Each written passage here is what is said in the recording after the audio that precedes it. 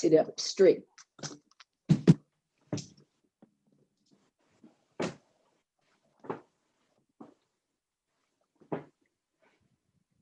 Allow me to mute whoever needs muting.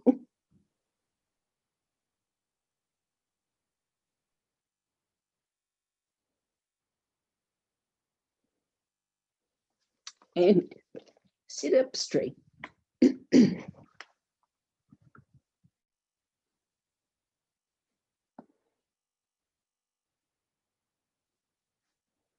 Settle in to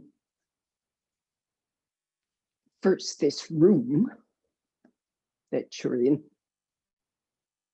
then this physical location. Find your seat here. Focus upon it, that which rests on the ground, the bhumi, B-H-U-M-I. So you have to pronounce that H. It's not my tremor getting in the way of my speech. That's the pronunciation. Bhumi means earth, dirt, ground, used in an everyday sense, right? And it also means, in this subtle way, it means, let's put it this way, it means a ground in all senses. It's a ground for all the layers of yourself: physical, physiological, psychological, neurological, sensory.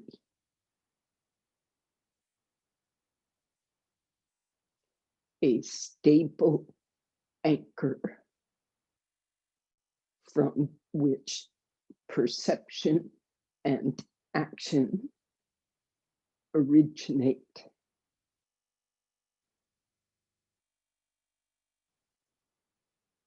Sit up straight, join your palms.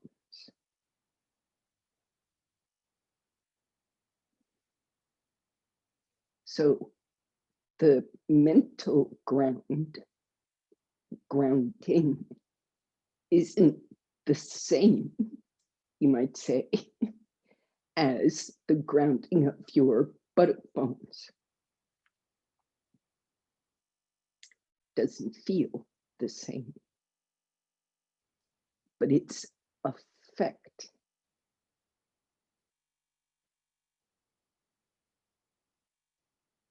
is the same. These substances that are being grounded are different.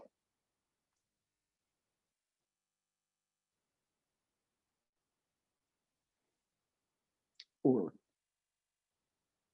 feel different.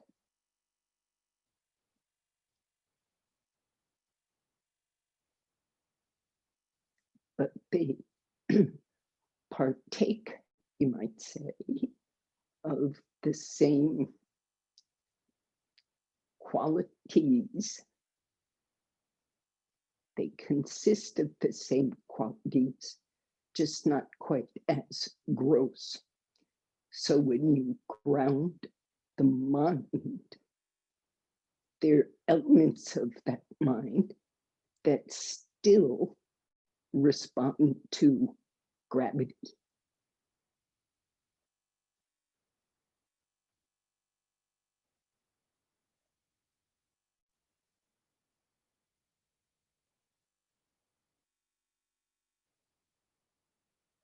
So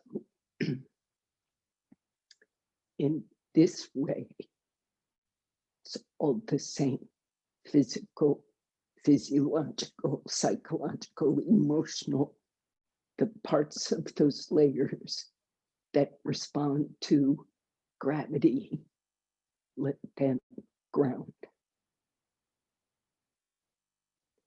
In this state way, pay homage to your practice. Pay homage to that lineage of teachers, reaching back through time and space to the root teacher, Patanjali, and beyond to his roots, the ancient sages. Bow to this practice. Release your hands. Raise your head. Open your eyes. Get something that has weight to it. It would be fantastic if you could find 10, 15 pounds. So our typical thing is a sandbag. Other options, plate weights. These are what's used in the Institute. Next to that, an average bolster is 5-6 pounds. 2 bolsters might be 10-11 pounds. If you've got dense blankets like wool or dense cotton, they have weight. What else has weight? There's so many things that have weight. My famous to me story is my student, a long time ago, but for many years, she had pelvic lumbar problems, like with the shape of the bird. Anyway, lots of problems. And they were resolvable with weight. And in her home practice, she used her accordion in its box. So it was about 25 pounds of accordion plus its carrying case. Nice, long, and perfect to put on the thighs. So if you've got an accordion case or anything that's heavy, coffee table books, fantastic.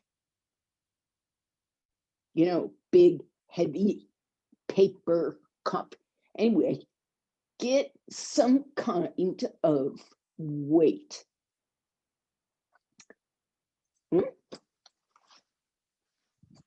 Okay.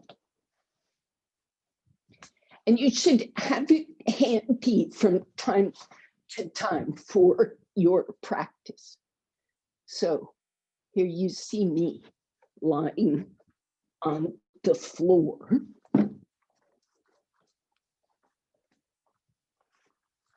And you start with your knees slightly bent and just slightly, so the weight, you can put some on later, but try to get most of it on early. Don't let it roll onto your belly, or if you do, push it back. It's not going to kill you, it just shouldn't stay. Release the length of the spine long on the floor, keeping the spine long. Tuck the shoulder blades, and then keeping these sandbags as focused as you can, or your weight as focused on the top thigh as possible, not pelvis, not pubis, just below.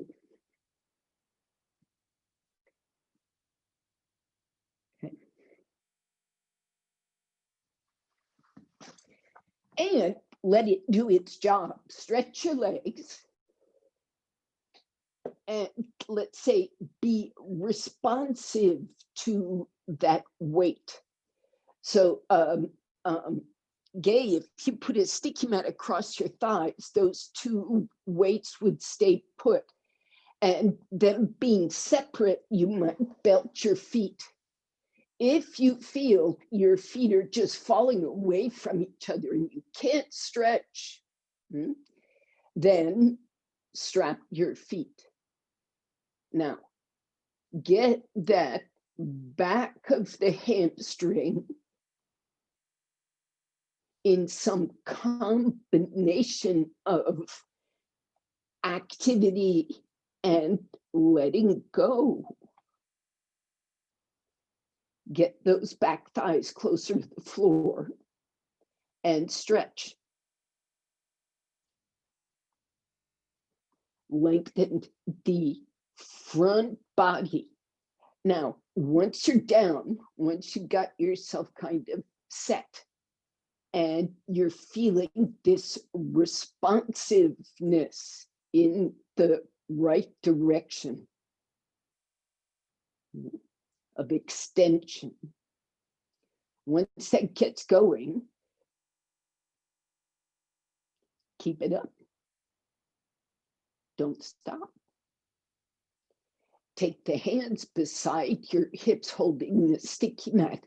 And if you push with your hands to sticky mat away from your head mildly and keep the legs stretching in the other direction, you may find some additional length right at the connection zone between that top hamstring and the pelvis.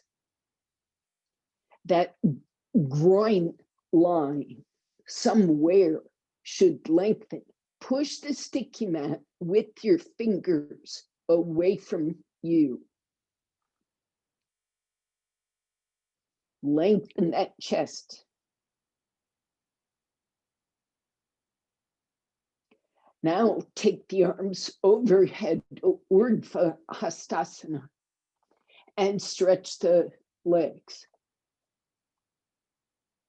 And use the interaction between your breath. Now, if you run into the wall, your choice with your hands, your choices are to turn your palms out so you can reach to the wrist. Take your hands wider, Karen, shoulder width, and reach for that wall with the heel of the hand. And if you're still too close, you got to foresee this next time and don't set up too far, close to the wall.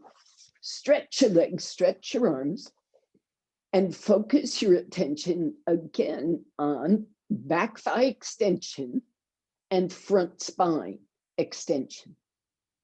Use the continually deeper and deeper exhalations. You find your own speed. You don't exert undue force. Breathe deeper and deeper in order to stretch the leg. Connect more to those feet. Inhaling perhaps deeper and deeper to widen the ribs and lift those ribs away from the pelvis. So there's you not necessarily in the same breath, but alternating your focus. Work on stretching the leg, hamstring, to the heel, to the sole of the foot, to the big toe base joint.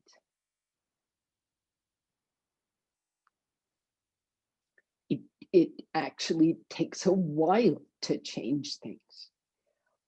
Then you shift to the arms, roll those triceps in, use your senses, following that breath. Now, exhale, bring your arms back, and then take control of that weight somehow as you bend your knees and roll to the side. And come up sitting.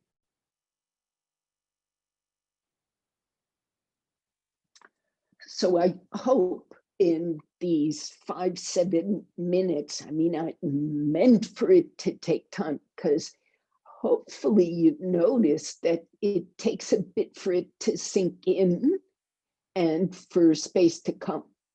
Some of you, of course, spent some time fussing with props, but others of you found a way to stay for a few minutes and really get a chance to go deep.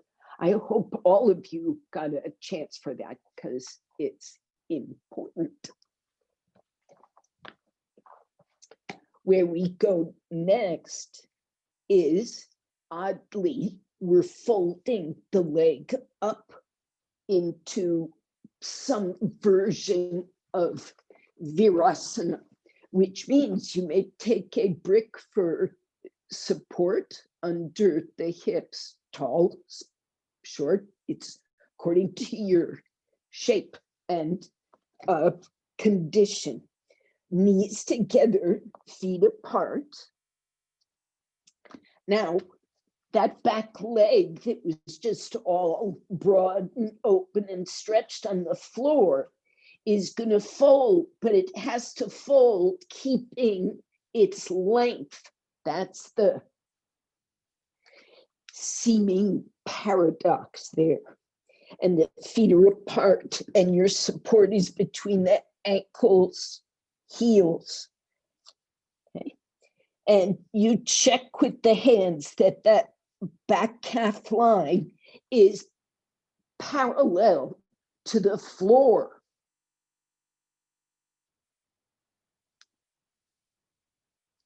And the sole of the foot, including that heel, right? Because that line goes all the way to the heel, all the way up the back of the calf, and it goes to the buttock bone. So lengthen your thighs back.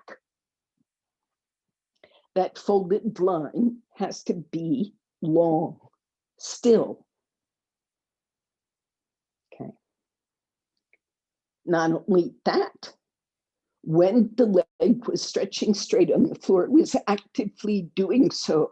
You were reaching out to the heel, reaching out through that back thigh, and the front thigh was settling. The same thing happens here. Reach through that shin, reach through the inner part of the calf, all the way to the big toe. Think of it as being a stretch of the calf that gets to the heel and then continues to the toe. The calf, okay, then that hamstring releases back to the thigh releases back to the hip socket, and it settles to the bhumi,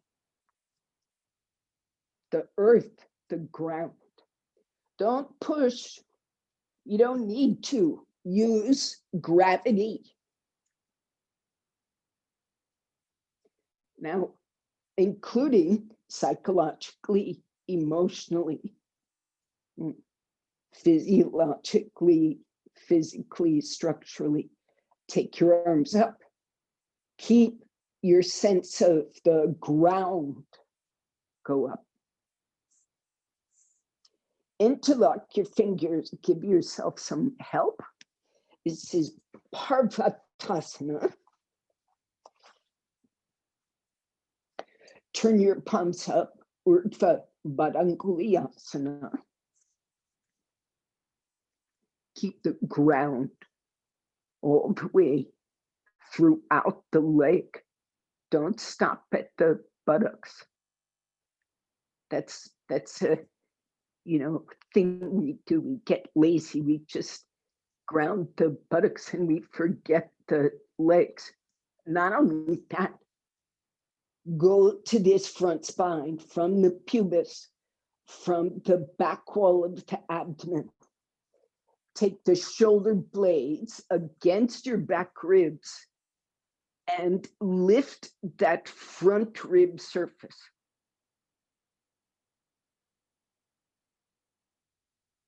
and release, come out. In a moment, you're going to change fingers, so finger interlock, so don't forget. Reset your feet, reset your ground. So what I mean by that shoulder blade coming in against the back ribs is to make it so that this front should turn sideways. So when we sit often in Virasana, the lift of that front spine that you, I hope, felt on the floor is harder because gravity. Gravity, if you're not using it right, pulls your front spine down. So you need that front spine to come up.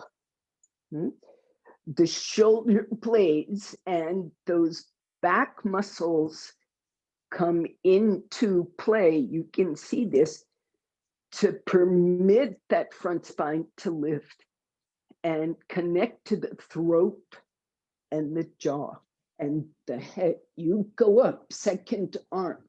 Use your shoulder blades, thinking of what's going on in front of that spine column.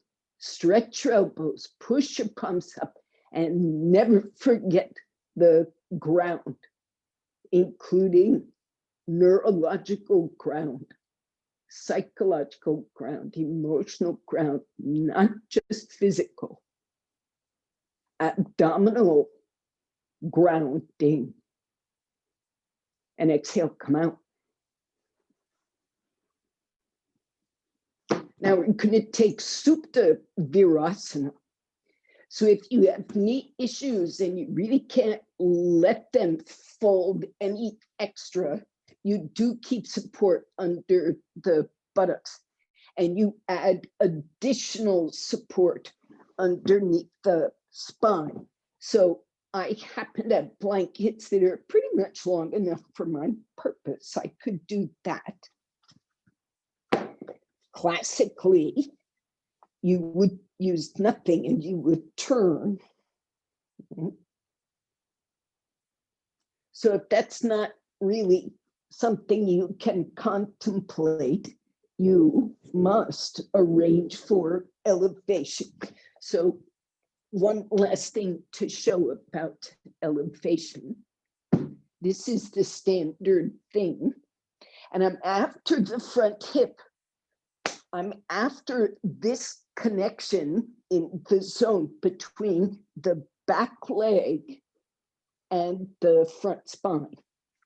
So what I do is I take support. You've seen this before. It's going to be familiar.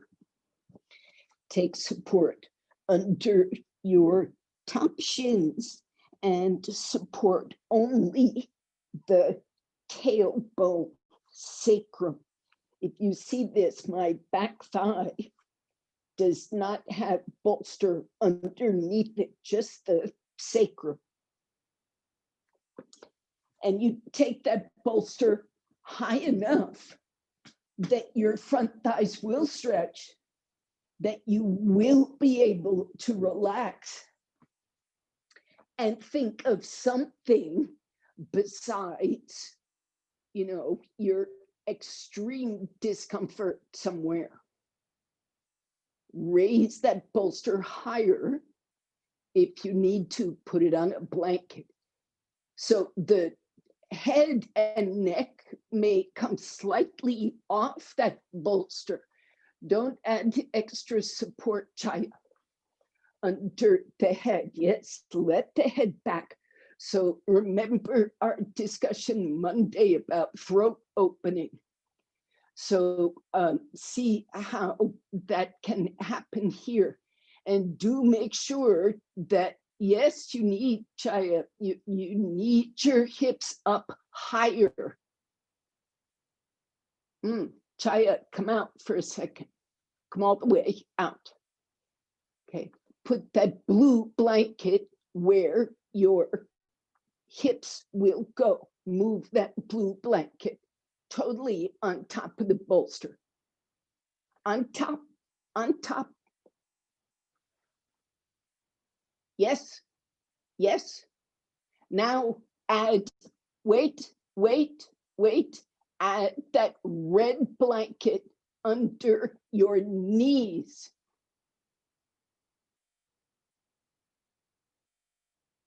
And the sandbag, you need height.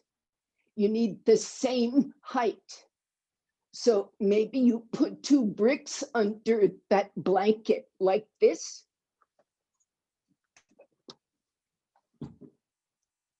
Like this.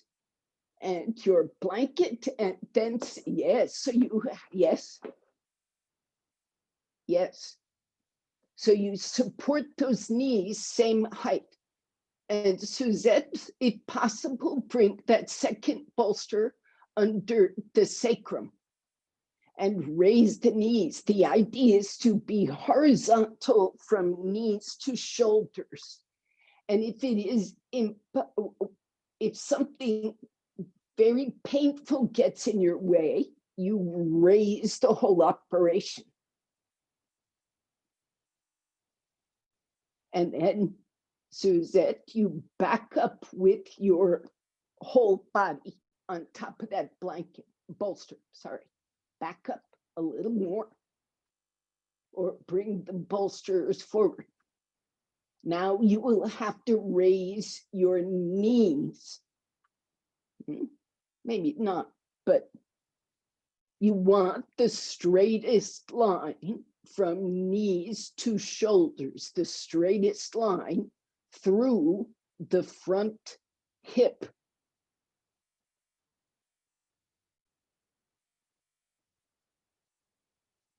Once you get in, you see there's 2 versions of Supta Virasana. There is an organically restorative version where the hips are down and the chest is up. This is very typically used for any kind of pelvic abdominal discomfort. It's used for pregnancy, menstruation. It's used for any kind of digestive disturbances, ulcers, even upper digestive tract.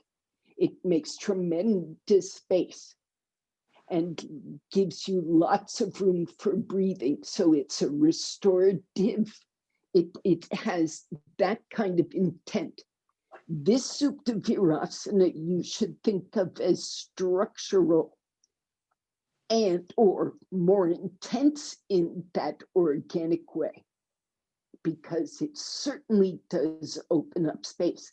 And the flat version opens up the pelvic sacrum lumbar space.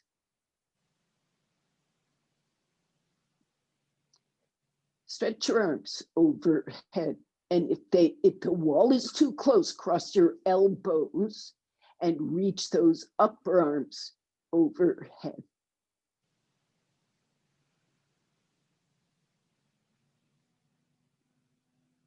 Connect the whole operation. Stretch your toes, stretch that back calf toward the heel, lengthen the hamstring. And then in this very kind of, it's hard to find, so don't worry about it, but shift to front spine. Breathing. Connect through the breath. Down that thigh. All the way up. Feel the psoas muscle lengthen. Your breath is sort of riding there.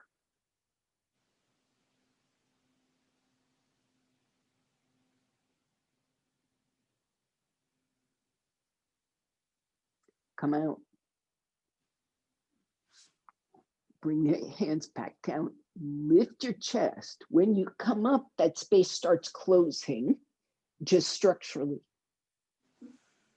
So keep it only structural.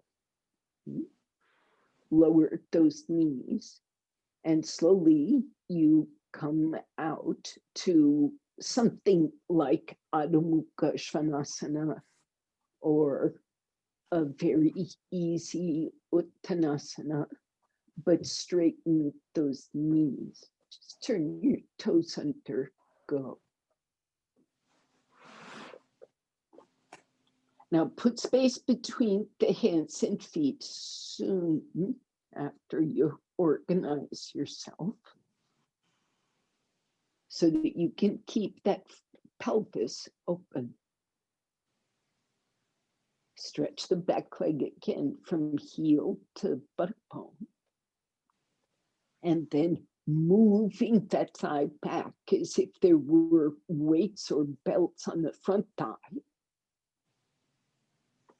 As that back thigh goes back, raise the heels to where you can feel that pelvic space open again.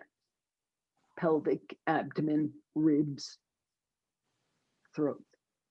So the legs pull back toward a mental ground.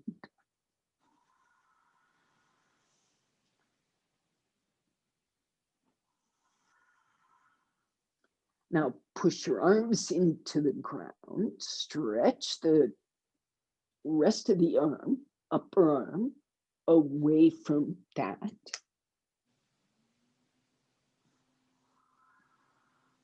Release the inner shoulder blades, sides of the neck.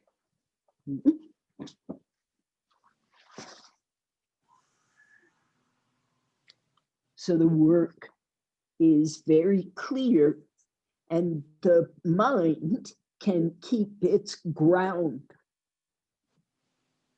Same ground.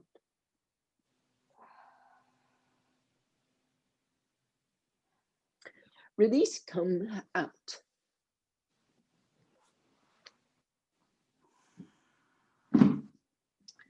So let's see. Take a bolster or a pile of blankets and put it across your mat. Then you need 2 bricks in front of that bolster. Getting props out of the way here. So you get 2 firm bricks. Try not to use foam unless it's really firm foam. Right in front, so your hands can rest. Then you bring your belly onto the bolster and slide back then until the pubis comes to the floor. So that means you have taken first the pubis gets on the bolster, and what happens is not just your clothes, but your skin, the flesh, that front wall of the abdomen gets dragged up as your bones go down, and that helps you lengthen the front spine. The bolster shouldn't put painful pressure on the abdomen. If it does, you might discontinue this. So watch what's going on. I'm going to stretch my feet back with the toenails on the floor. And I'm going to adjust the leg so that the back thigh is parallel to the floor and the back calf. That means I've got to roll my front thighs toward each other and then stretch the big toe back. Put the little toe side of the foot on the floor and stretch your back leg away from the pelvis. Inhaling to lift the ribs away from the hips, and you can even push through your forearms. Make length in that pelvis, abdomen, stretching the legs toward your toes. Widen the ribs, flare up the ribs. Take all that diaphragm pressure off the bolster.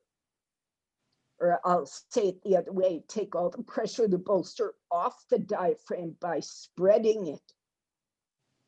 Now, if all is going well, you can have a rest, and then you can, and this is important, you can come off. And you see, just briefly, you see the weight-bearing trouble you have in the abdomen. Put your hands back on the bolster. You can even curl your fingers around. Stretch your legs and come up. I hope this is better. Stretch your legs. Push with the hands. Widen it. Lift the ribs. And release. Come on, back down. Now,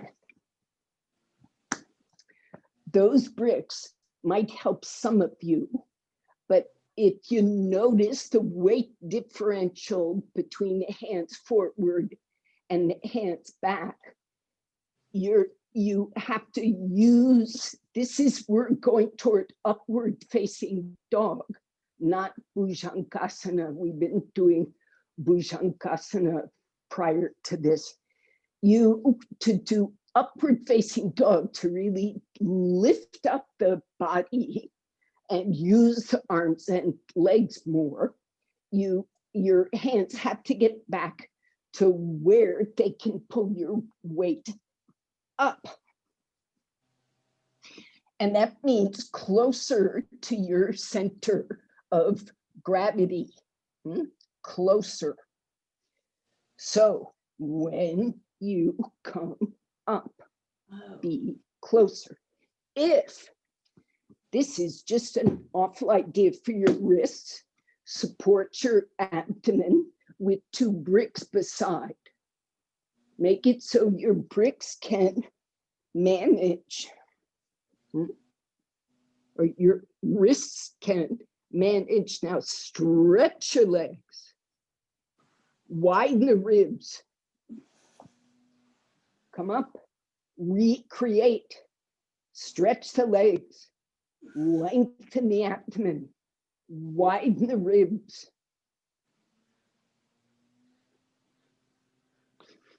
If it is painful, you come and rest. If it is not painful, stay there for a bit. Bring your hips forward, gay, just a bit. So that hip socket comes down. Come out for a bit. I'm serious about wrist support being stable. So if this softness is not helpful, turn the bolster where it's helpful and put the bricks, the firm bricks in place. Watch again.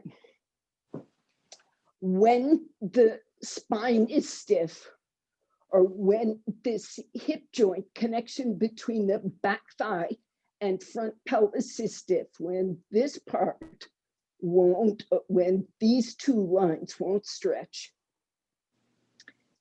that's a problem. That's the hinge point, you might say, of back bend. So what we're after is trying to get this hinge point to work better without force, without making trouble. So I want that hinge point to come up as close to this border as possible, as close to it as possible, right? As close to this bolster with your pubis as you can, and still have it start out on the floor. And then stretch your legs like a maniac and widen the ribs. And then there's this moment where you've got to exhale. And what happens is the pelvis tries to get away from the bolster. So you need to very gracefully Lengthen that front spine and bring the pubis toward the bolster. As you stretch your legs away from it, push the arms down, Chaya. Push the arms away from the skull, down, not hips, arms. Lift your chest up. That push lifts your chest. Release, come out. Rest. Any way you like. Some people fold back to Virasana. Some people just lie flat. You pick. Soften the breath.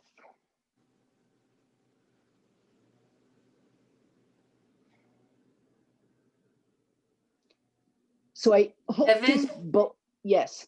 Just a question. So on the hand, I feel all the pressure going into my wrist. Should the weight be more on this part of my hand? Of course, this is why the bolster is trouble. Yeah, but even with the bricks, I had that problem. So I was going to kind of lift up the wrist a little. Let me say it. No, just use your arm better. How do you work in dog pose? You have to move through that forearm to get weight to the knuckles. And at the same time, you have to draw the shoulder back to open the chest. It's the same. With the arm vertical, how do you do it in handstand? When you go into handstand, the tendency is to fall back on the wrist. You've got to resist the forearm forward and the shoulder blade back. That's how you go into full arm balance. So you keep weight on the whole palm.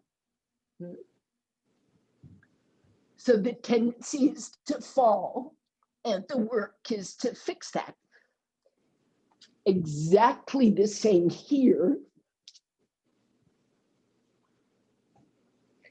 Even without a bolster, it's exactly the same here. As you come up, the tendency is to fall. And you can see, do you see it? In the shoulders, as well as the hand. And it's a collapse structure. You have to use the arm and that shoulder. Do you see?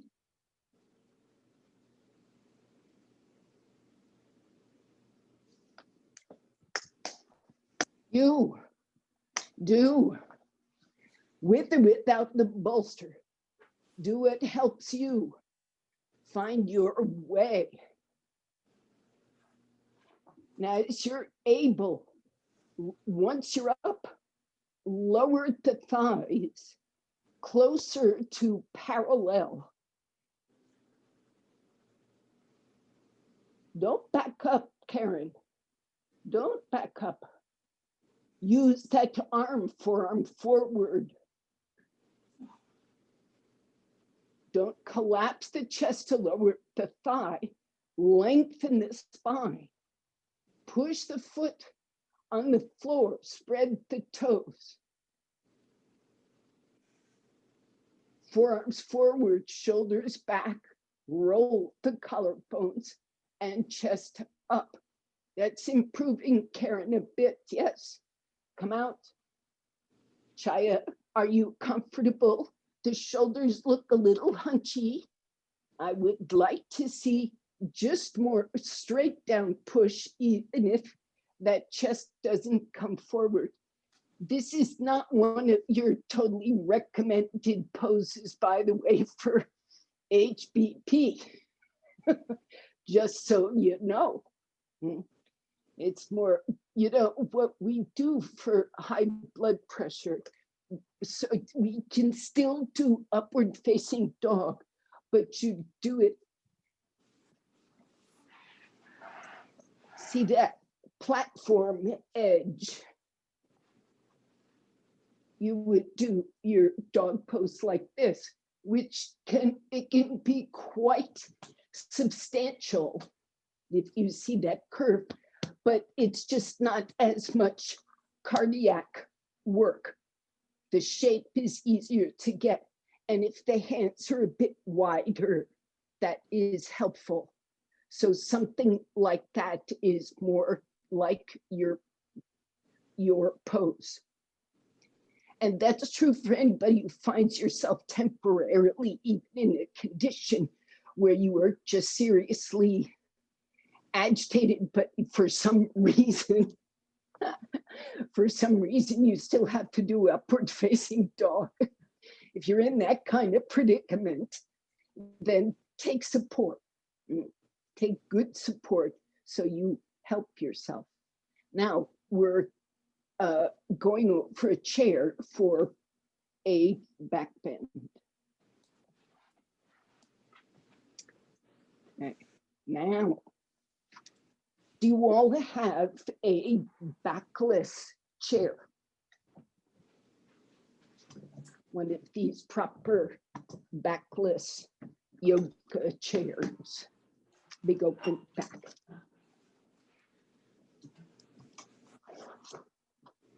If you do,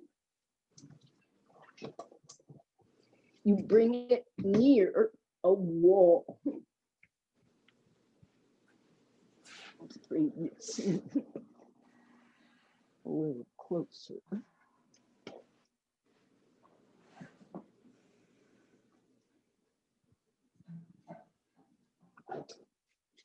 And it's near the wall, not too near, but this kind of depends on you. So my advice is don't put a sticky mat under your chair at first so you can slide it around and adjust. Now, here's your bolster. And if you don't have that bolster, you do it with flat rolled blankets. Now, don't just fold them flat like this. You want to roll them together in a loose-ish, just like a bolster shape, cylinder. So there's this firmness, but roundness. And I can't tell you how many blankets you need, but you make a roundish bolster. Does that make sense? Or get a bolster. Now, most of the front end of this new bolster you've made goes off the front edge of the chair, just a little, you're flush with the back end, hang a lot over the front edge. Now, if your bolster is too squishy or your blanket pile is too squishy, this will not have the proper kind of teaching effect. So when you roll those blankets, make them firm like a bolster. It's got to be somewhat resistant to folding, somewhat like a bolster. Firm is good. Okay, that's what a bolster looks like. That works nicely. Okay, so watch.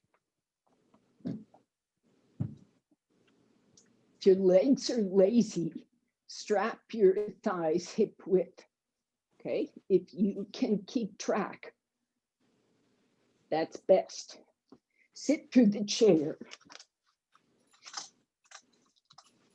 Sit with it's like Supta Virasana, sacrum and tailbone on that bolster.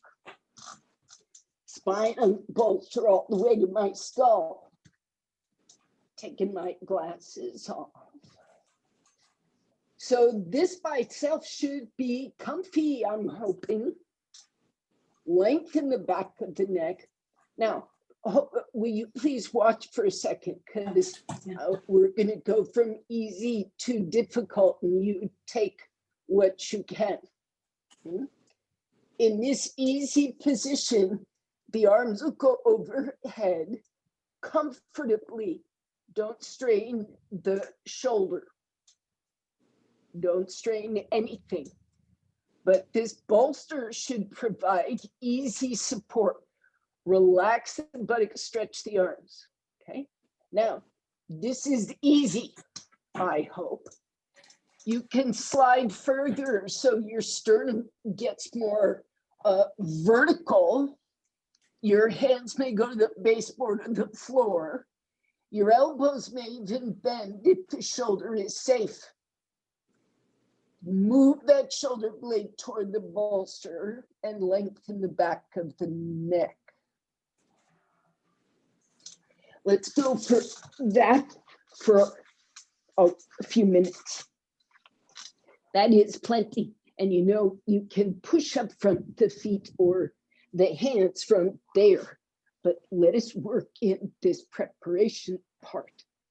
Now, with those feet flat on the floor, soles of the feet flat. So for most of you, the knees will need to bend. Karen, don't strap your thighs too close together. Just keep them from going super wide. Give them a comfy corral, not like a vaccination stall. You don't want to pin yourself into that pose. Now, Suzette, if you're too close to the wall, it's hard to fully stretch the elbows, even with the palms flat. So make, because you're ready to push up, no problem. It looks like to me, anyway. Now, the skull is supported through all your work. And this gives something for the brain to respond to, right? It gives the brain a ground. With the brain grounded, feel free to stretch your legs. That bolster still touches your skull. Stretch that back thigh, absolutely straight. If your foot comes off the floor, that's fine, but stretch the back thigh, back knee, back calf, all the way to the back heel, all the way to the sole of the foot. Pick your toes up off the floor for a moment, even the sole of the foot off the floor, so you really focus on pushing out through the back of the leg. Then continue it through to the big toe base joint. If it could touch the floor along with the inner heel, then you do that. Observe the breath. So I'm looking at you, Galen. The right leg is rolling out and the left leg is doing better. So what I'd say is bend your knees for a moment and really just a little bit, Gay, and get that right foot so it knows what it feels like. They don't have to be closer together. They can be chair width. And then walk out through that right foot from the hip, inner thigh, knee to the inner heel. Widen your foot a little bit out to the side, Gay. Move your right foot to the right.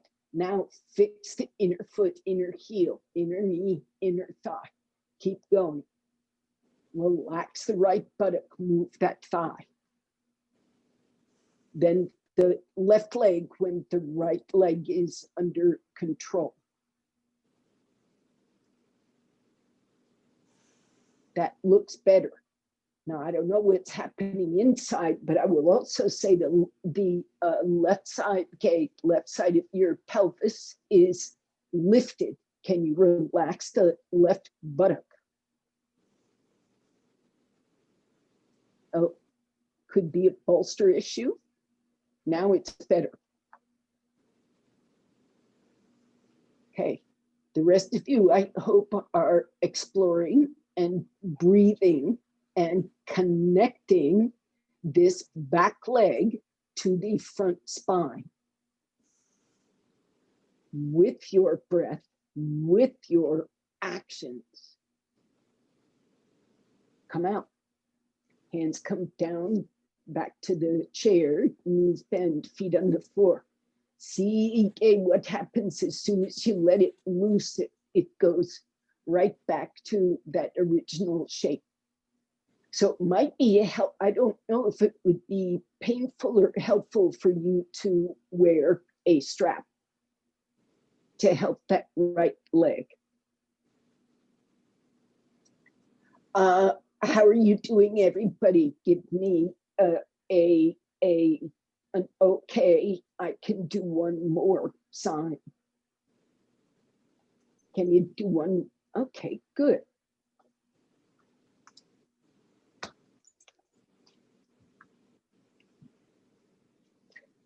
A little more activity. Let's see if we can get some complete pose out of this.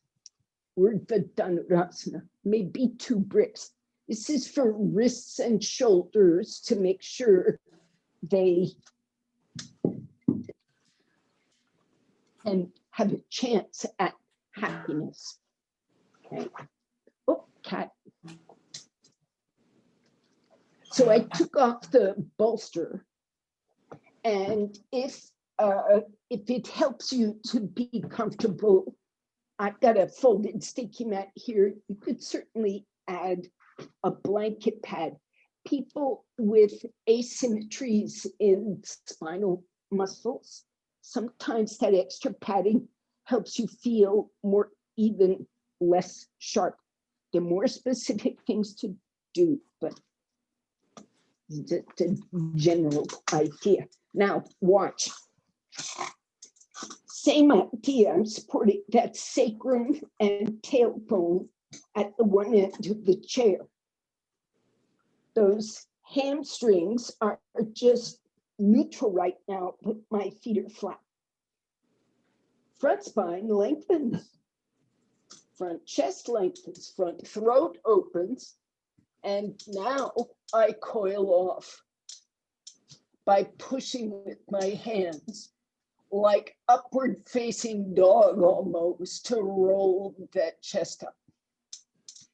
Then when the sternum coils over and I am less using my back muscles and more keeping that front spine extended, my hands will go to the bricks, or they'll go to the wall or the baseboard.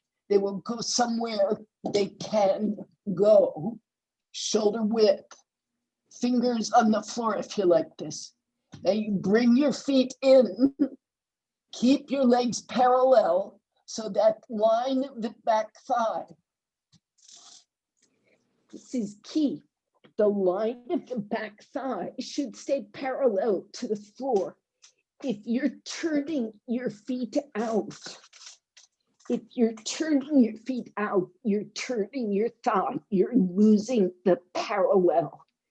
You have to keep the inner foot, keep that back line in line with the spine. I hope that makes sense. Keep it, even if your feet go wider, you keep the inner foot down so that inner connected line is connected. Then you push your feet, wake up the hamstring. Then you stretch the front spine. When you do it thinking of the front spine, it gets easier than if you do it thinking of grip your back and push. Don't grip your back, open your front. Go.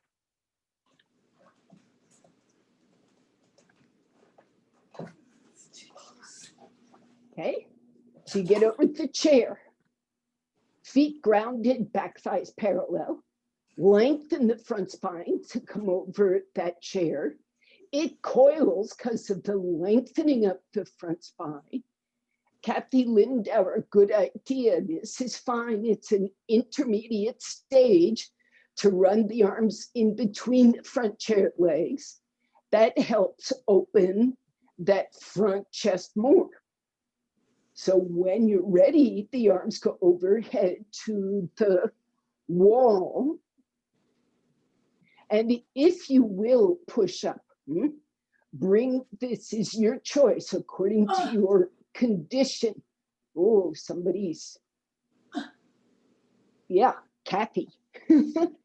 Keep breathing. Watch that exhalation, inhalation. Make sure that breath is an efficient pump, not a broken pump.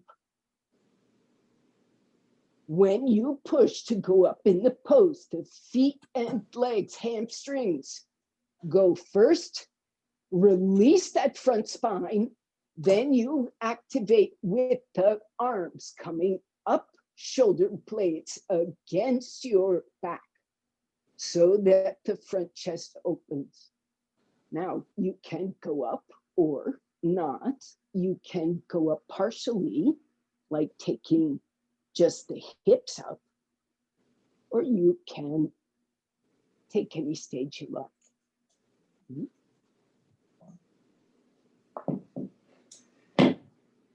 Right.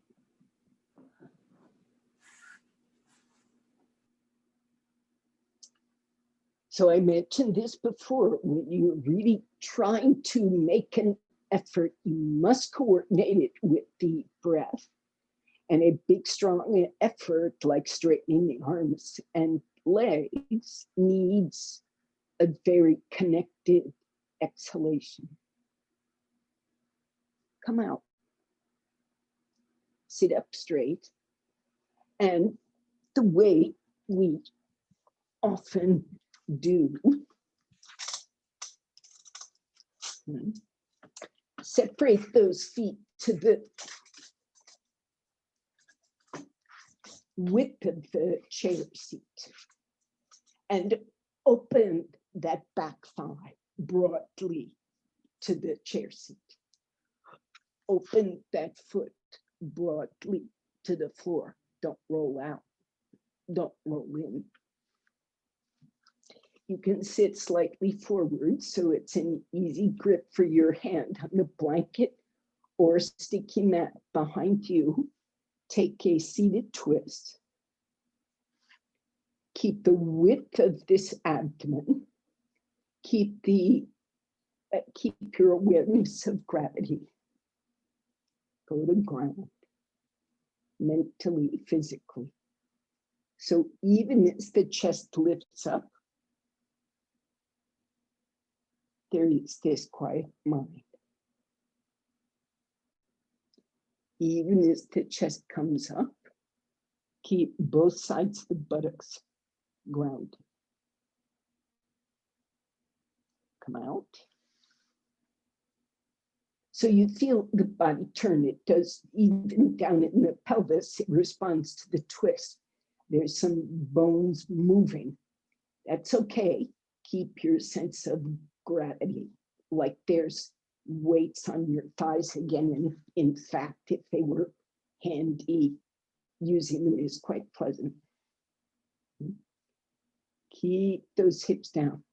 Outer hips, inner hips. Keep the spine vertical. The buttocks also go down. Lift your trunk. Turn the ribs.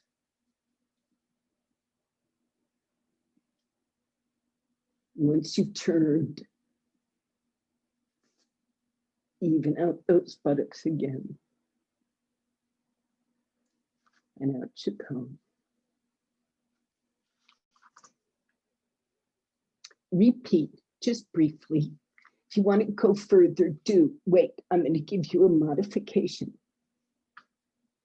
Join the legs.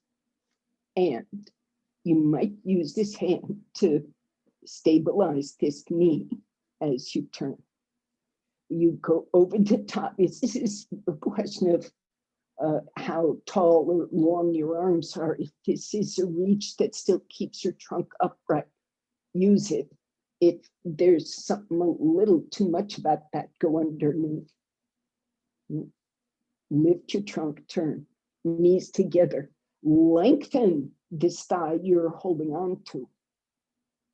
Keep your feet equal. Lift your trunk, turn.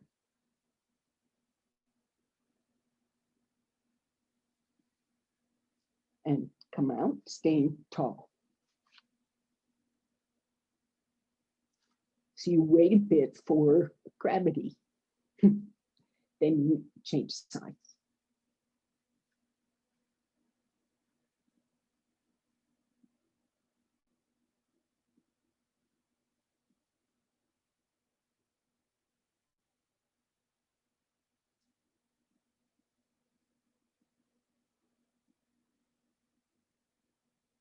And come out.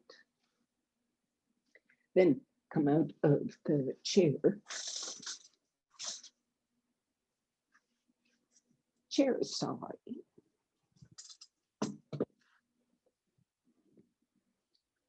A bolster. And you cannot use 2 bricks or folded blankets or a second bolster in it like a T shape underneath. It's going to go underneath your feet. And I'm going to say it specifically goes underneath the feet, not the shin. It's got to be under when you are full length in the pose. Ankle support is fine, but heel support, very important. Both is great. Okay. So don't just hang your heel and don't hang your foot off the other end. Heel support. Okay. So hopefully that bolster is adjustable, and the rest of this is Setu Bandha. Opening that front spine. So today, if you were to ask me how I would get these shoulder blades to stay tucked on that edge of the bolster, part of it I might say tuck those shoulder blade muscles. But mostly what I'm going to say is open that front spine.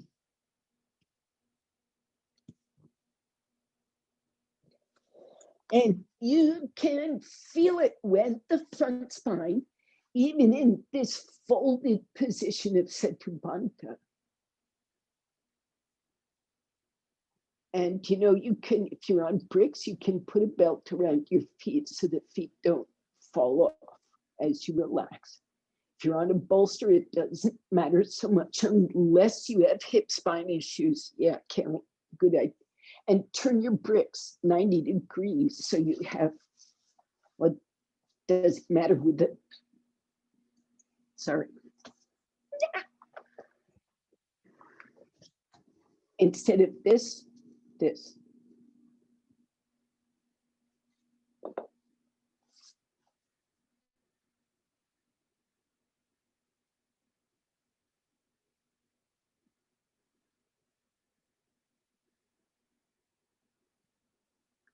So it's absolutely true that the shoulder blades do tuck. It can't be in the way. They've got to be away from the skull. And there. Now, Suzette, if you keep sliding so that your shoulders come to the floor, that would be Setu Bandha. Just keep sliding. Slide, no, coil those shoulders down to the floor. Roll off like water. Yes. Then those heels come up on some kind of support.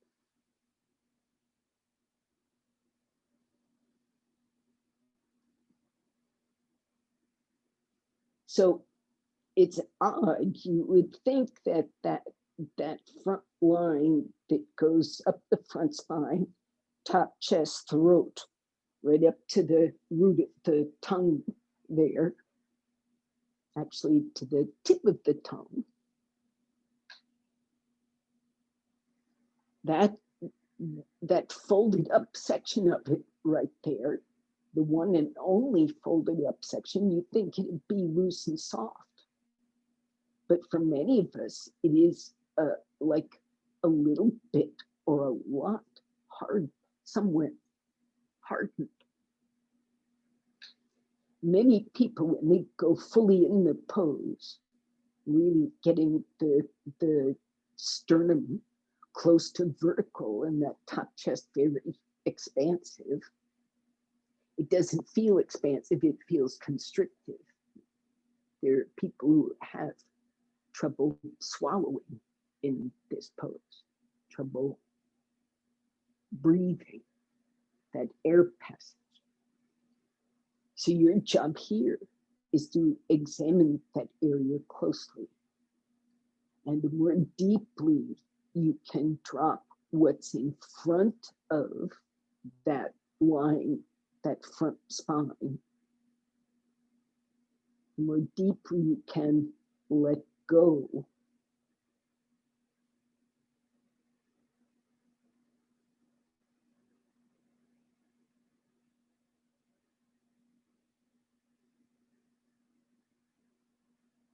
The easier that throat is to decompress.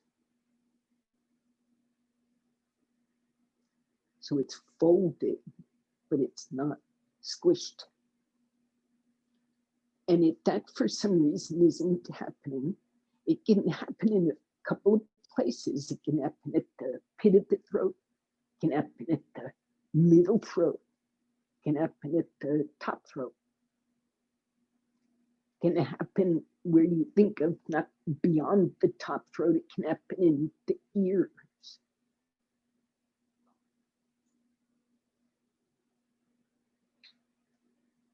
Relax the jaw. Relax the root of the tongue. Let go the pelvis, the tension in the pit of the stomach, the back wall of the abdomen, behind the navel.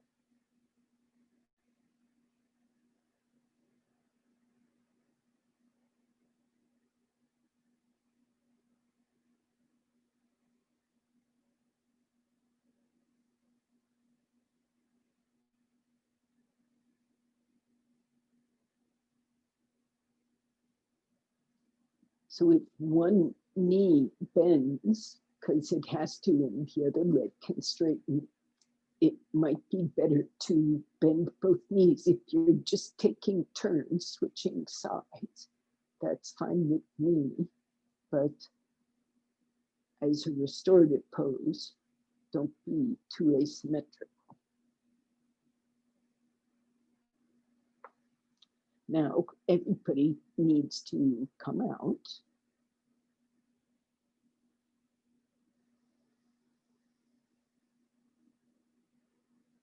And settle your spine to the floor. And if you wish, because things weren't comfy, if you wish to elevate your shins, because that's more comfy, by all means do. Elevate the shins and the feet. That can be more pleasant than just the knees poking up. So last 2 minutes, Shavasana.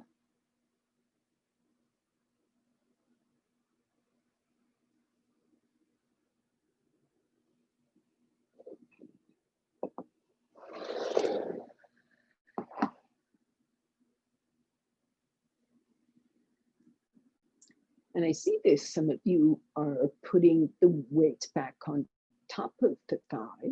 That is, can be quite lovely. You take what works.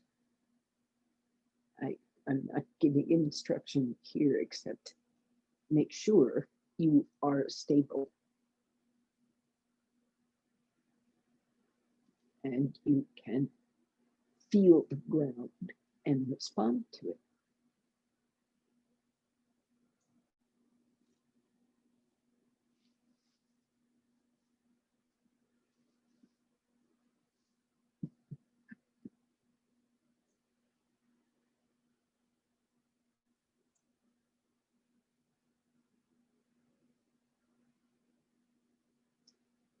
Still tending to this breath.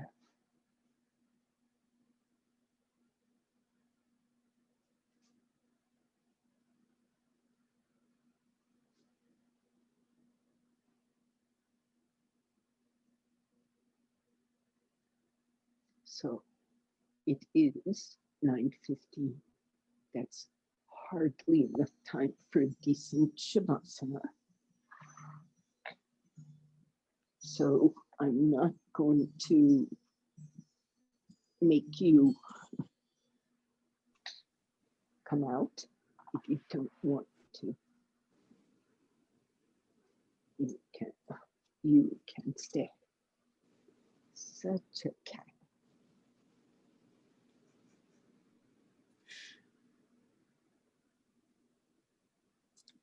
And I will say Namaste.